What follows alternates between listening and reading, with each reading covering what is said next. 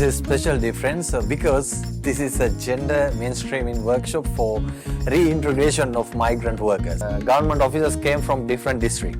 Most important thing, when we reintegrate migrant workers, it's important to have gender lens and gender sensitive approaches. So when it comes to program implementation, even monitoring and everything, it should have gender sensitive approaches. So our main target is to mobilize them and mobilize government officers, district wise representatives, ඒ කියන්නේ කාන්තා සංවර්ධන නිලධාරීන්, child right officers ලා, විදේශ කටයුතු පිළිබඳ ඉන්න නිලධාරීන් ඔවුන්ව දැනුවත් කිරීම කොහොමද මේ සමාජ තලය තුල ඔවුන්ව බද්ධ කිරීමේදී migrant workers ලා gender කොහොමද mainstream කරන්න කියන එක.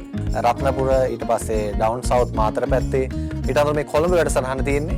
මේක International Organization for Migration සහ හෙල්විටාස් කියන ආයතනයෙන් තමයි මේක සංවිධානය කරන්නේ.